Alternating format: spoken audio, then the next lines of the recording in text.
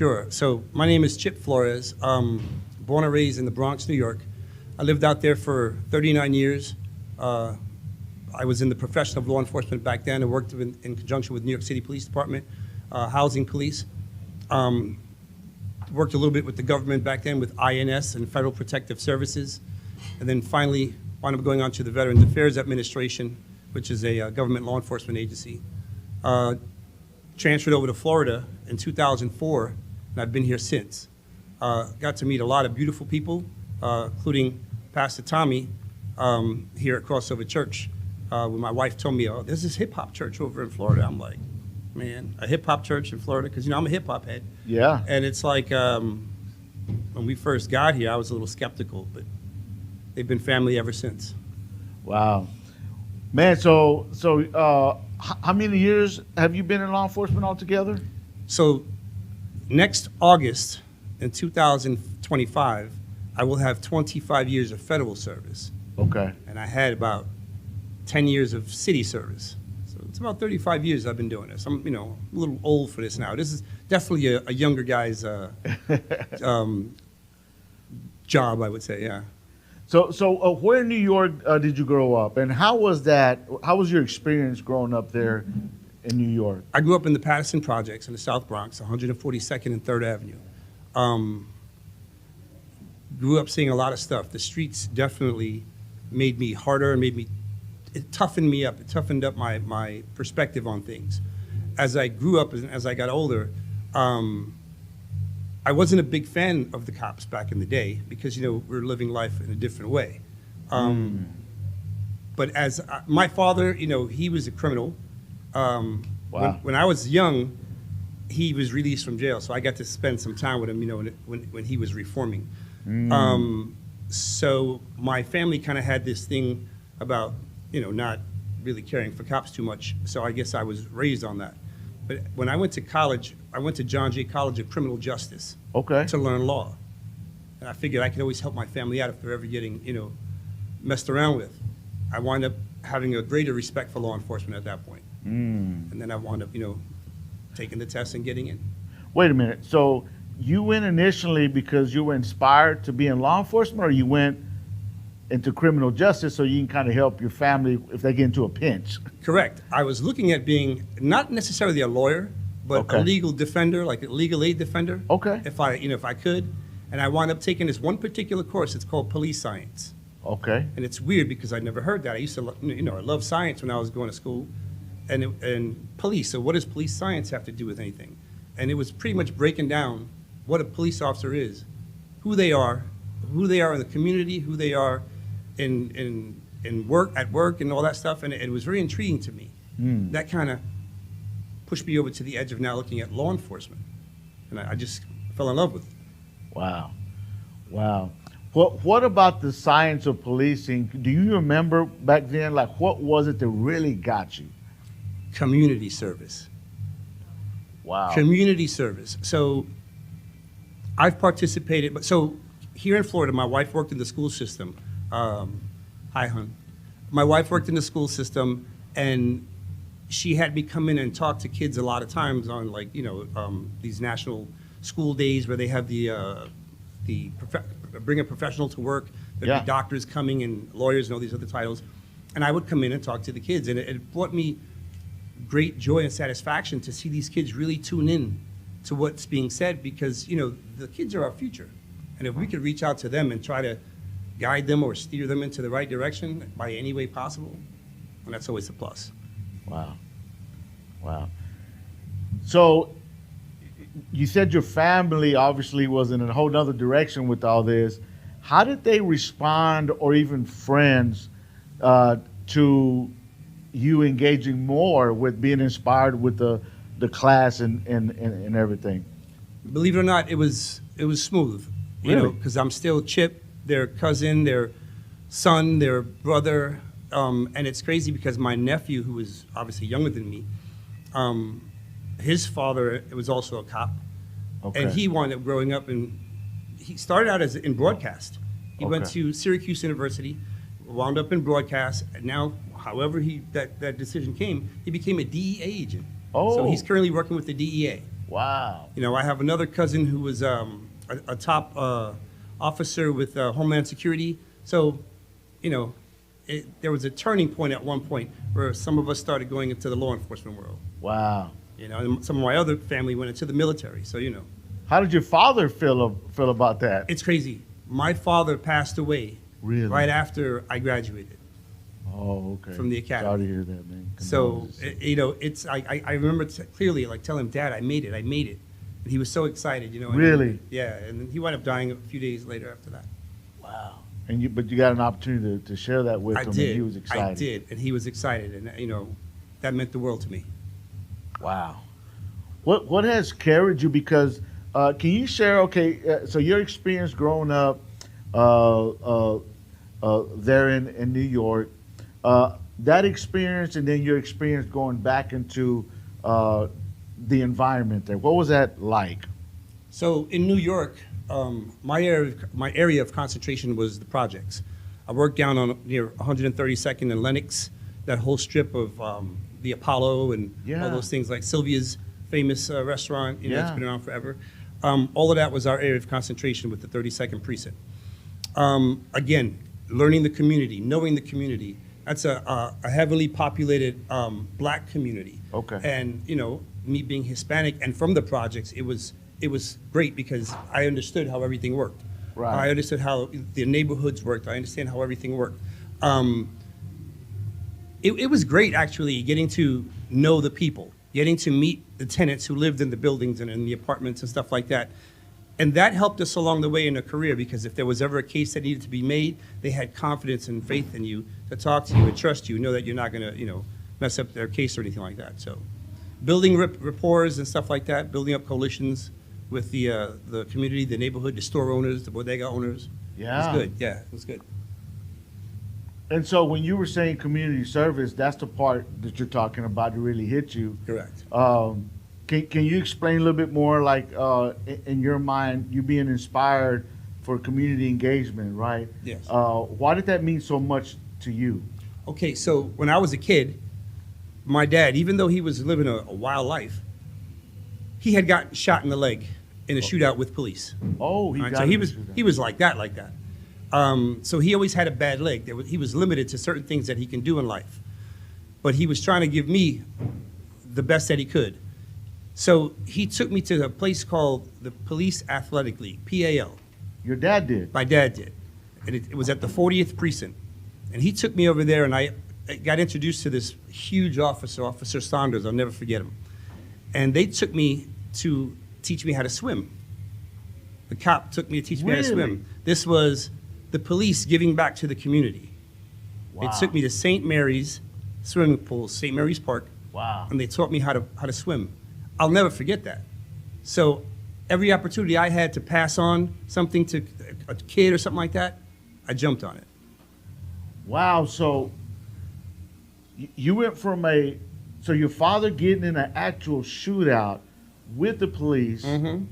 And he entrusted the police years later He facilitated. to take me to teach me how to swim. Even though, what do you think? I don't know if you ever got a chance to talk to him about that, but what do you think was going on though in his mind, in his heart, for even though he got in a shootout with police officers, you know, could have killed them, they could have killed him, or he could have killed them, either way, to then say, you know what, I'm going to take my son to go and engage with law enforcement in a way that's not getting in the shootout. What would you say to that? Well, he did tell me he didn't want me to grow up like him. Really? Yeah, Wow. yeah. He didn't want me to live that life.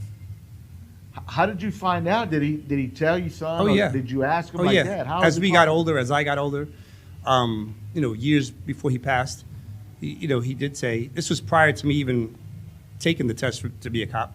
Uh-huh. He kind of saw things that I was doing, and he was like, I don't want you to grow up to be like me. You know. So, And that's awesome. Thank you for sharing yeah, that. Absolutely. So now you're in law enforcement in New York, right? Correct. And the area that you go back to, did you say, I can't remember, is that in the same area that you were raised, or? No. Okay. So I worked in Manhattan. Okay. Right over the bridge Okay. is the Bronx. I Okay. grew up in the Bronx. So you grew up in the Bronx. Correct. And then just transported to, my transportation was just to Manhattan, right over the bridge. And then you were talking about housing.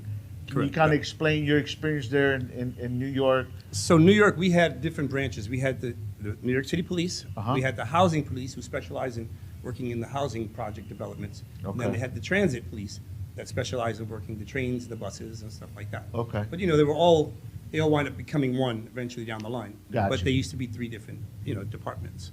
So I was in housing. How was your experience there in law enforcement? It was great. I mean, from doing raids to doing regular night patrols and stuff like that in the city, it was great. I'm gonna be honest. Police work is not for everybody. You know what I'm saying? Yeah. You have to either want it or you don't. Yeah. A lot of people do the job because they got a badge and they got a gun. If that's the only reason you want the job, then you shouldn't have the job. So.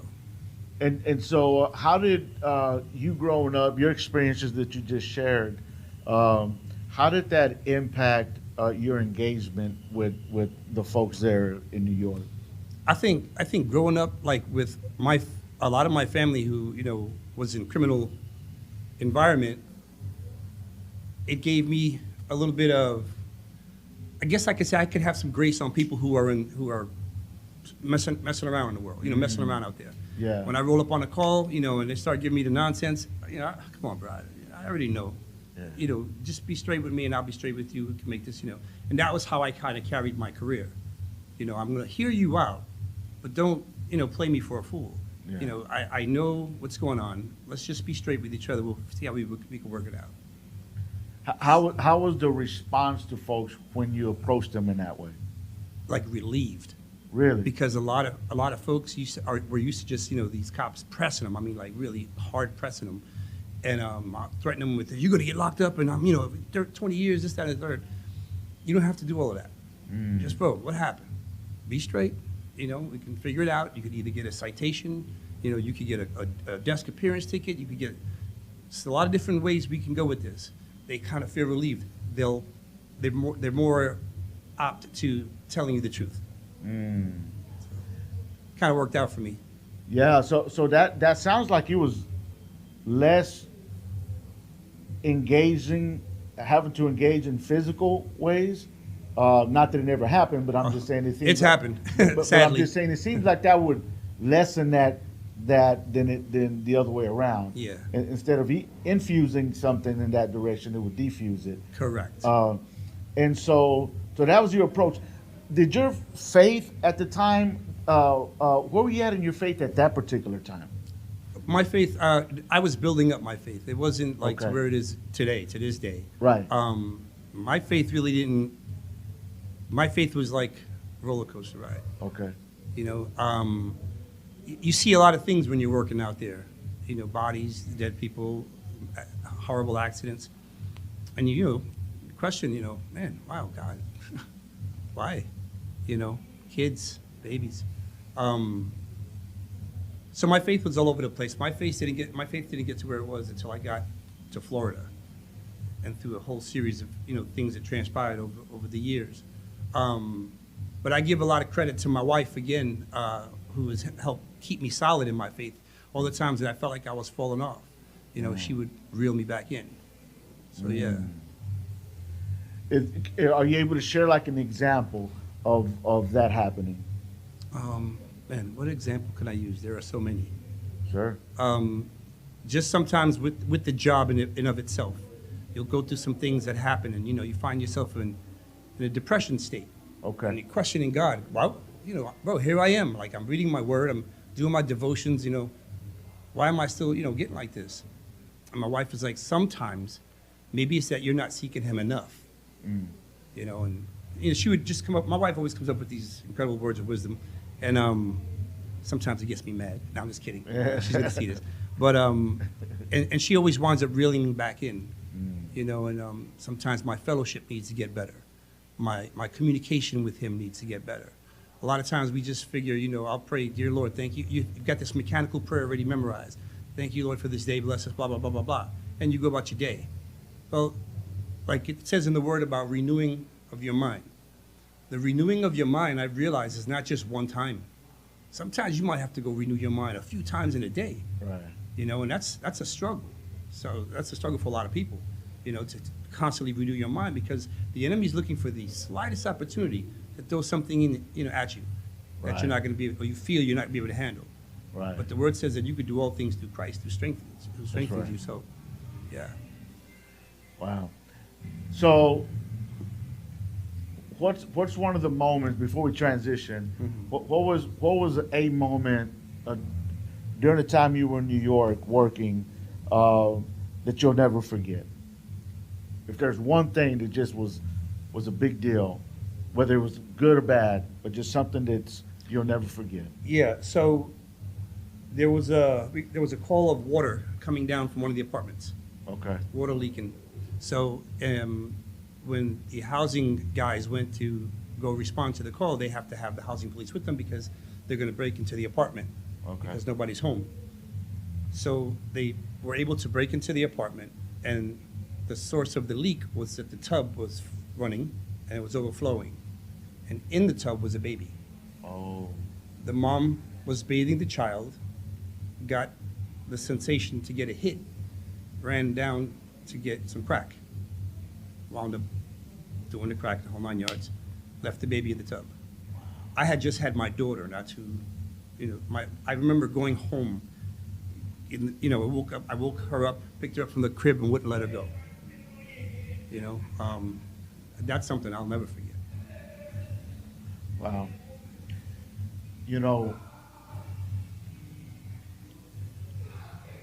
I work with law enforcement, like what we're doing now, and with sheriff's departments and PDs. And I remember I was talking with someone in the sheriff's department back in Texas, and they explained something to me, and it kind of reminds me of what you're talking about. And they said they were talking about mental health, emotional health in law enforcement, and they were saying, and I'm paraphrasing the story, but they said, imagine you're waking up early in the morning, drink your coffee, as soon as you leave home, you're on a call, you get to work, your first call is, there's a car wreck. Car wreck with someone, is a family that was going to school, and all of a sudden you're driving up and mom's gone, 2 children are gone, and there's one that's left. And you're having to roll up on the scene because that's your job. And you have to see that first thing in the morning. Then after that, you have to go to another call of people getting in a fight, someone gets stabbed up, and so you're having to show up on the scene of that, someone leaking out. So they're unpacking all this. There's a dirt bike deal, where someone broke themselves and broke their neck because they're, on some kind of, freak accident, right? On a 4-wheeler or something, right? So all day long, this happens. And you get home, and you're mentally, emotionally drained, overwhelmed, and you're in fumes emotionally, mentally. You haven't even really processed all that you've been through just in that one day alone. Let alone, in a healthy way, be able to give your family all the undivided attention that it needs, because you're still trying to process your processor on what you just witnessed. Then the person said, now imagine doing that every day, 6, 7 days a week sometimes. And still having to deal with your own stuff. Yes. You got to still come home and fix that leaky pipe. You got to come home and fix the gutter on the roof. You got Work on the marriage. Work on the marriage, to make sure wifey's happy, take care of the kids, help them with their homework, concentrate on all these things. It's like, how much can a mind hold? How much can a mind take? But that's, so law enforcement is crazy because it's really not the money that drives many cops, because a lot, cops don't get paid a lot for what they're really worth, for their value. However, it's the passion. When the passion is there, you're in it 100%. When the passion is not there anymore, that's when you see a lot of stuff happening with Okay. cops that start falling off, cops Okay. that start, doing wild and crazy things. It's because the passion is not there anymore. Now it's something different is driving them for the job. So, but yeah, man, it's rough. It's not easy. How then, talking about that, how has the faith that God has given you and you engaging in your faith, how has that through your wife and different other ways, how has that anchored you, considering that story I just said? I mean, honestly, if it wasn't for my faith, my marriage wouldn't be together. My job, I wouldn't have a job. I don't know where I'd be, to be very honest. Don't know what I'd be doing. I depend on my faith heavily. And it's like I expect God to hear me. You know what I'm saying? It's like when I pray to God, the word says, come before him humbly with fear and trembling. And a lot of times I didn't understand that. It's like, so why, Lord, why are my prayers not being answered? And a lot of times I had to stop and think, well, maybe it's because I'm not coming before him the proper way. So I had to reevaluate that. When I started changing my approach on him, on coming to, before him, I saw things working out, things getting better, So, I mean, being in the Word more, being in fellowship more, being part of men's groups. I plug into a couple of different men's groups, one at my church, one I have on the side with some other guys that are, just other cops and stuff like that. And that's so important. When we cannot do this alone. Men, women, we can't do this walk alone. That's a fact. Let alone law enforcement. Exactly. I was just gonna say, you see us driving around with a crew of guys or whatever, and we're working and we're out there, our team, the whole nine. At the end of shift, bro, it's just me again. It's just you. It's just them by ourselves again. But that's where my faith comes in, because I know I'm never walking alone. So.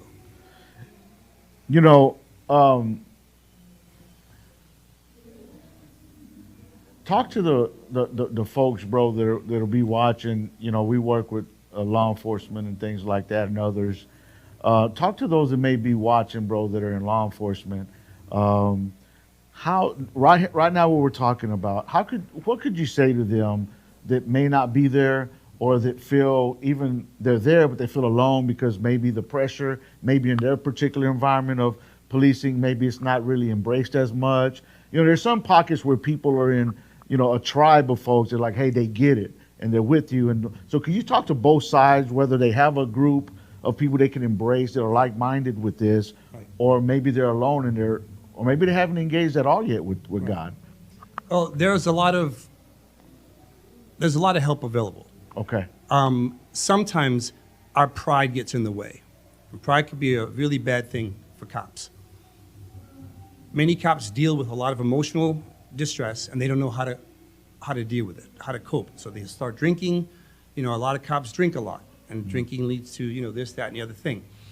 So try to look up groups that are out there to help. Counseling, especially, I'll say this to men. Men, do not be afraid to talk to somebody. Don't be afraid to see a counselor. Many of these counselings are free. With the government, it's EAP, Employees Assistance Program. They give you like 6 or 7 free sessions. Take advantage of that, because holding on to stuff is horrible. It's going to eat you up from the inside. The female officers as well. Don't let your pride get in the way that you feel you can't talk to somebody. If you guys are serving the Lord, plug into the church. They have men's groups, they have women's groups. Plug in. You can't, this is, when the Bible talks about putting on the armor, putting on the helmet, putting on the breastplate and the sword, he's literally telling you about a war. There's a war that we're fighting, spiritual, and now us as cops, we're fighting wars outside, real life wars that are going on as well. And the physical, not just the spiritual. So we get the spiritual and the physical. We're getting the double. So, don't be afraid to talk to anybody. Don't let that pride put you in a place where you're afraid to talk to somebody, so you're just going to hold all of this in, and you're going to make matters worse. Next thing you know, you're taking antidepressants, you're taking this, you're taking that. All you're doing is putting a Band-Aid on the problem. And it stays bottled in, and eventually it'll come out in unhealthy ways. It can. You either domestic. Some officers are domestic violence. How many cop suicides have we had?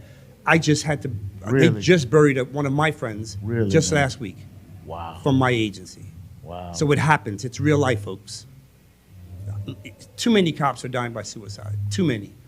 That happened. Back. Why are we not hearing them? Yeah. Why are we not hearing our coworkers? Wow.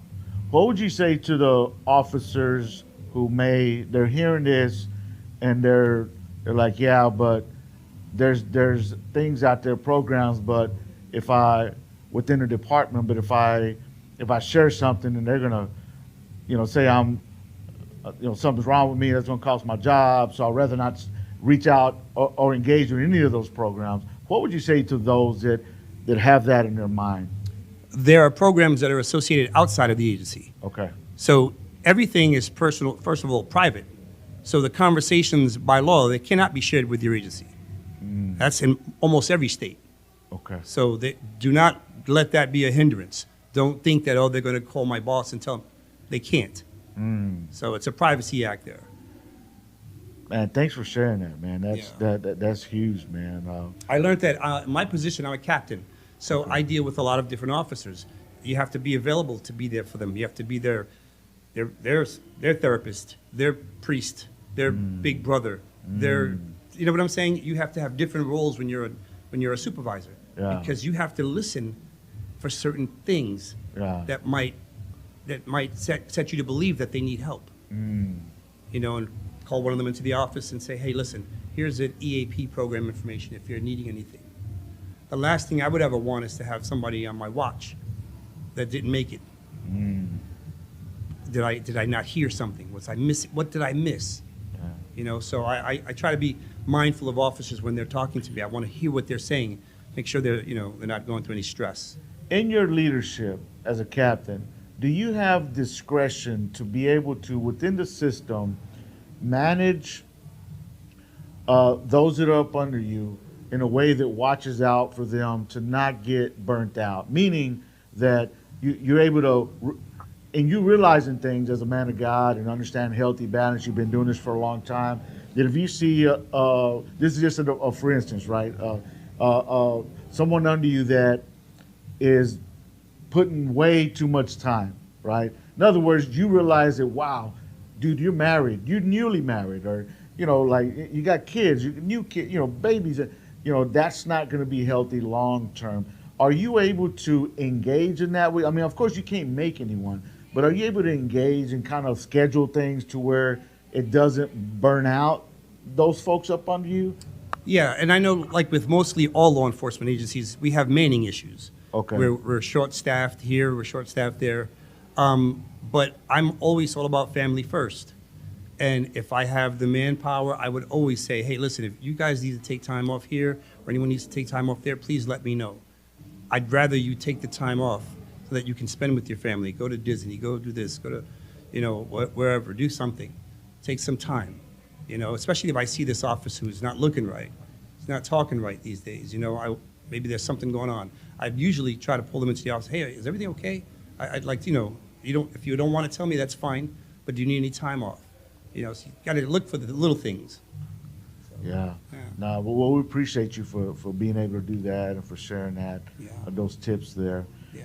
Man, so you're in Florida now and you're in law enforcement. What does that look like for you now here? Man, so when I first came to Florida, I came out here as a training sergeant. That was the position that was made available. And when I first got here, I didn't get it. And I'm like, wait a minute, I transferred here under the premise that you guys were going to make me a training sergeant. I wound up getting it, but it came, a few months later. So I was the firearms trainer instructor here. And in 2009, I got promoted to captain. So I've been captain since 2009. Coming out to Florida for me, I think was the best thing, especially for my family, for my kids. My kids were younger then. Yeah. Who knows what would have happened in the Bronx? I mean, we don't know, so what direction they would have went in. But thank God my kids are, they're also artists as well. My daughter, she's a singer. Her Instagram is @joybefore_her, Joy before her. And my son is an artist, and his Instagram is @9ARDE2, 9ARDE2. That's short for, that's fancy for garden, because our last name is Flores, so flowers, garden. But anyway, yeah, so check them out if you can. But yeah, my wife, she got involved in the schooling because she's an educator. She's a teacher. That's her mindset. She's been very involved in women's ministries. She had her own Bible study group that she does as well. Yeah, so coming out to Florida, I think for me was the best thing for my family and for my career. Man, so I think it's a good segue for. We've been talking about how you've been in law enforcement all these years, and even you growing up before then. Man, you've been from our conversation we've had on the side. You've been a hip hop head this whole time. Can you kind of tell us in a snapshot from the beginning, maybe a little bit of the middle piece of that, and then where you're at now with it? So, growing up in the Bronx, I used to love to DJ at house parties. Okay. Always loved music. Always loved it. Still to this day, I love music. Had to clear, as I got closer to the Lord, I had to get rid of a lot of music that I used to listen to. Okay. Now I listen to, Christian hip hop, my friend KB, Indie Tribe, John Keith. These are the guys that I like to listen to now. Yeah. However, keeping it real, I still do listen to some secular music for inspiration on production and stuff like that. I don't, I listen to whatever. So you're a beat producer.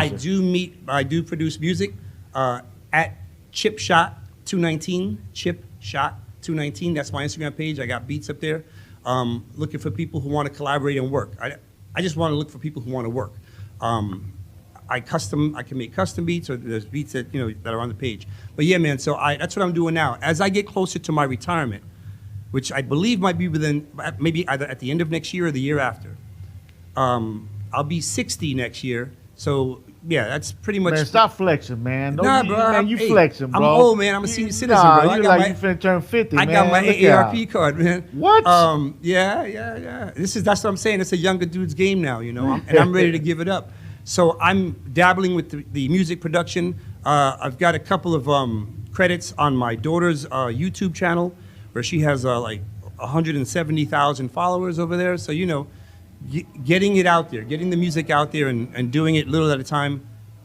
That's hopefully that's what I'll have to do. I look forward to when I retire, full time. So talk about, as we're talking about this music. This is pretty awesome because obviously we're at Flavor Fest, and a big part of our podcasting is working with law enforcement and the communities they serve. And then we're here at Flavor Fest, and it's all about hip hop. Well, this all came together because Pastor Tommy recommended you as a law enforcement officer that loves hip hop, though.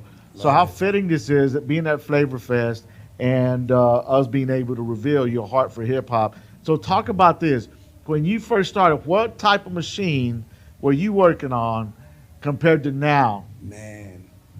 So this for the hip hop heads out there. I didn't even, to be honest, I didn't even know what a MIDI was. Okay. Back in the day. So Okay. what I was doing was, I had these different, I think I don't know if it was Cakewalk. It was an old program.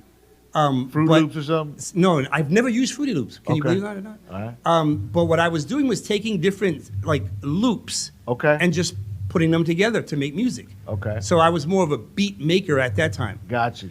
Fast forward to now, I'm using, I started using Cubase. Okay, yeah, And I I got remember into Cubase, and Cubase was really good. Now I use, oh my God. I forgot the name of the program. See, this is what I'm talking about. When you hit 59 years old, you start losing your mind. Oh my God! I also started messing around with Logic Pro. Okay, Logic, right? And from right. Logic Pro, Studio One. Jesus, thank you. There you go, Studio I'm now One. using Studio One Pro. Okay. Will never use anything else again. Wow. I learned about MIDI. I learned about waves, all different type of files. So yeah, now I'm making some, I believe, pretty good beats. Yeah. I'm not going to be competing in any beat battles or nothing like that. Yeah. But the music is out there. I let people listen to it and let them be the judge. Man, so do you buy any of, how they sell packages now of different, what do you call them, plugins? Like samples of VST plugins? Absolutely. Yeah. I've got tons of them. And you take all of them and you take samples from here. You take. What's been your favorite, this for the nerds out there into hip hop, What's your favorite plugins that you've used? That like, man, you're just blown away. Somatics. Shout out to Somatics. Okay, there you Somatics go. puts out some of the best stuff, and I mean they're out there. We, you know, of course we use the Splice, and we use there's another program that I use and I just can't remember. I just have so many, but Somatics definitely the number one go-to. So what's your hardware? Do you have any hardware that you use specifically now? I have a Roland. I have a couple of Akai's, MPCs. So that's what I use for my keys and for my patterns. I'm doing this for those beat makers out there. I have a really close friend that's a beat maker, so he'd be vibing out right now when he watches. He's gonna be tripping out. Nice, nice. But, I have on my @ChipShot219. Yeah. I have photos of my gear, There you photos go. of my stuff. So feel free to log on, check out the music, and check out the studio. I have the studio in my house. Beat production studio. Yeah, yeah. They- So they- I have it in my house. So do you produce for your daughter and your son? I have productions for my daughter and my son. I have productions that are for other artists that I know, that have come up. Anyone that we may know particularly, or not really? No, probably Okay. not. Okay. I'll if you look at my page, again, I'm trying to direct everybody there. Yeah. You'll see the links that I have of the artists over there. They're up and coming artists too. Okay. So Who's your inspiration in the beat production part? So Or to be someone you very really honest, vibe? to be very honest about it, there's a producer. His name is Wit, Okay. and he was very inspirational. Okay. When I saw him doing his work, I mean, he's produced for Lecrae. He did the Church Clothes. Okay. He got a Grammy for Okay. that, stuff like that. Then there's also a good brother of mine who helped me when I first moved to Florida. I met him. His name is Legacy, Brandon Green. Shout out to Brandon. He Okay. helped me get set up. He's a local engineer and producer and artist from here. Okay. When I first moved to Florida, he helped me get my entire setup going. He's worked with me over the years. It's really because of him that I'm making music and I'm producing. Wow. So big shout out to my boy Legacy, AKA Leo Green on Instagram. Leo Green. There you go, man. Well, this has been a treat, man. We appreciate you for sitting down with us. Yes, and, sir. Likewise. I think you're probably not only you're the first person that we've interviewed. You're the first person that we've interviewed that's not only in law enforcement but that's a hip hop head. You know what I yeah, mean? man. So this is pretty cool. Well, I used to bump around in a cruiser Yeah. and put the music on the speakers Yeah. while I'm driving down the block. You Yeah. see all the guys. Yeah. I mean, we have one that a law enforcement officer. They were interviewed back in Texas. She's from South Central. She's a commander. Okay. She's a sneakerhead. She's a hip hop head. And so that was the closest, but not a beat producer. So this is the first time we've had someone in law enforcement. There's a beat producer. So, man, what a blessing, man. Thank you for this opportunity, man, for us to Amen. interview you. Amen. And God bless you, man. Amen. And Hey, don't forget, @ChipShot219. The beats are posted on the page. there you go, man. Well, blessings to you, brother. And we'll be connecting soon, man. Definitely. Thanks We're so gonna much. come out for- to your way out in Texas. Yeah, no, that's gonna be dope, man. Amen. Hey, one thing about so Pastor Tommy, he's been doing this stuff for a long time, man. If there was one thing you could say to him, what would you tell him for doing this type of Flavor Fest stuff for all this time? Oh, Tommy, I love you like a brother. Love what you do for the community, and love what you've done for my family since we got here back in the day. So, Tommy already knows. Amen. All right, bro. Thank you. Amen. Talk Yes, to you. sir.